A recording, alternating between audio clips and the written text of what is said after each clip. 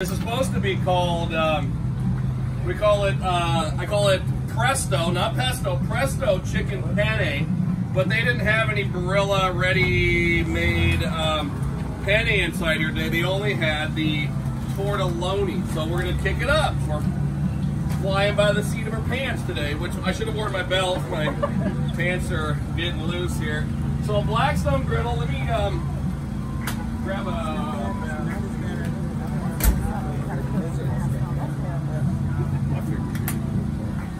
Alright, good thing I have a big mouth. Can you hear me? Can you hear me? I'm here. Alright, so we'll start out Blackstone Griddle, medium-ish. You know, it could be high, whatever you want. Every griddle is different. You've got a little tiny 22, obviously.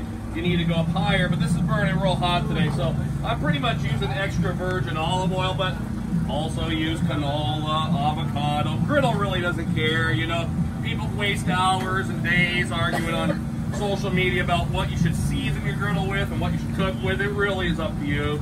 The griddle doesn't care. So we're going to start out with chicken. Think about it for a second.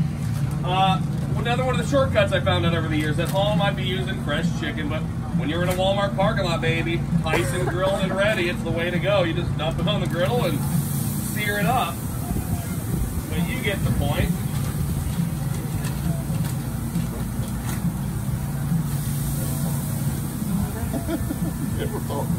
See where we're at. Okay, let's get it going. So olive oil and chicken, garlic paste, baby. I love it. I love it. Soybean oil and garlic. That's like 4 tablespoons or something. Now you know why I didn't make it as a baker. Like, just dump in a whole bunch of baking powder. All right, starting to smell that garlic already. So let's get some salt and pepper in there. Salt and pepper. So whip this on up. You know, we had a lot of restrictions this year with Walmart, so this is one that I whipped up to try to accommodate those, and it ended up being really good. We enjoyed it yesterday, so we'll see what happens today. We'll see if we can replicate it. That frozen chicken's starting to thaw out there, so that's soaking up a lot of oil. That's like 5 pounds of chicken. All right, so then over here, got some bell pepper. These just happen to be yellow, but you can use whatever color. So go down with the yellow bell pepper. We're not looking to get these all mushy, you know, like a fajita veggie or anything, but just a little bit of color on the pepper and get it mixed up with the chicken here.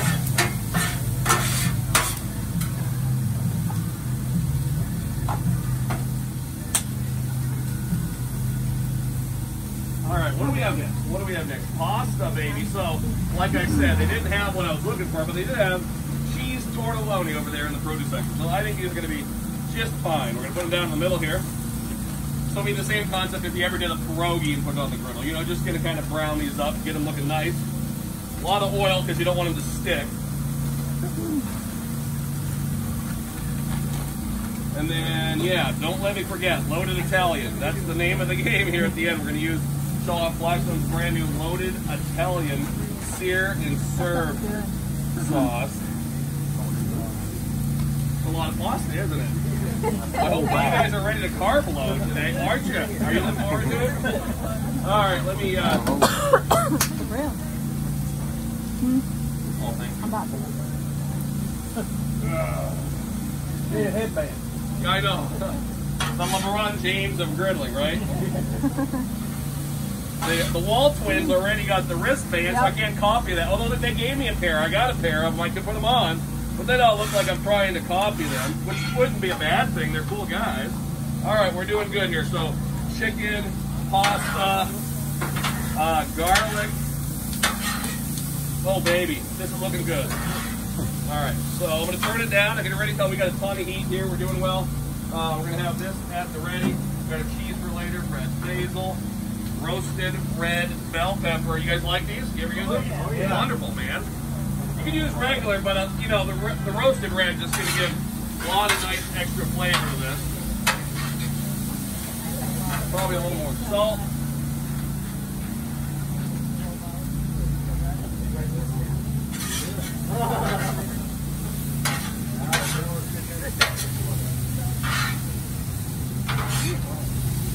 Yeah, if you can get any food pictures at all, that'd be great. I'll have you text them to me. Thank you so much.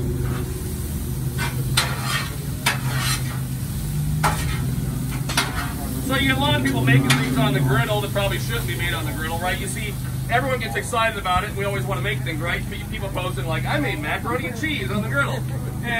But you know, it works great for things like this. You know, you could boil pasta. I've done it before, but obviously it might be a little easier to just take it inside and boil it and then dump it on. So do what you want to do. Don't feel like you have to do it. You know, some people trying to make Jell-O and pudding on the griddle. I don't know. I mean, you're welcome to do it. No one will stop you. You're supposed to do everything Todd said. Yeah. I made a peanut butter and jelly sandwich on the griddle. Oh, I saw that.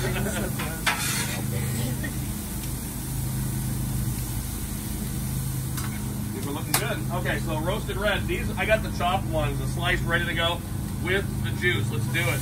Whoa. He's nuts. Yeah. Gone crazy. Whoa, it fired. It made the generators go, whoa! Now obviously at home, you know, you might not be cooking this much, so you'll see a piece fall out here and there. I got like 10, 12 pounds of food here, so.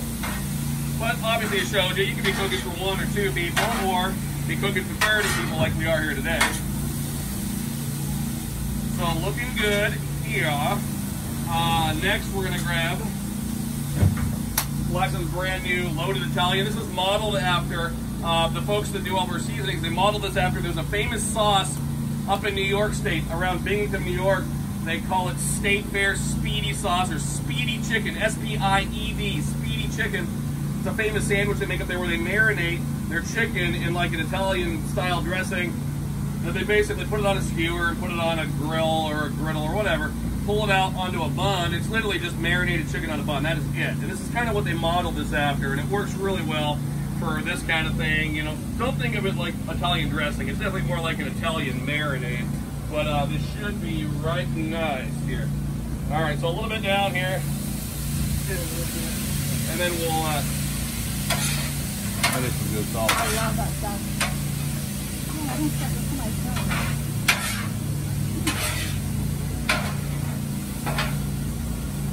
That's looking right nice.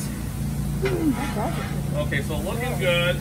We're gonna pull it. We're gonna put on some basil, and we'll finish it with some cheese, I think, and we'll see what happens. I like to use these things a lot. Be careful. You put them down the grill, they get super darn hot. So just be, when you go to pick them up, make sure you get something underneath it or something. All right. And then you can always use that marinade to drizzle a little more on top when we're done, just to make sure that everybody gets a plate. It's pretty darn flavored.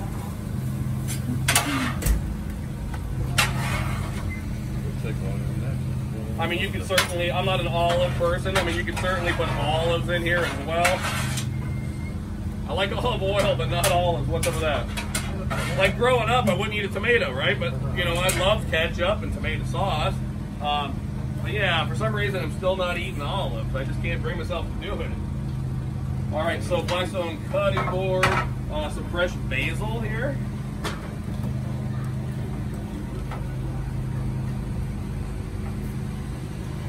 And you can certainly do, you know, turn this into a cold salad too. You could cook this, and then if you wanted to, throw it in the refrigerator as well.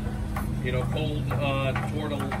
It's really weird. It's called tortelloni. I always call them tortellini. So there's apparently a tortellini and a tortelloni, but I don't know the difference. They're very similar. They're both little round things filled with cheese. So today it's tortelloni. All right, so a little bit of that on top. A little bit. I'm probably not even recording anything here, am I? There we go. Yeah, it's the pain. I don't like to film much anymore because, boy, it takes your focus off what you're supposed to be doing. It's cooking. All right, so some shredded Parmesan here on top. We'll mix this in.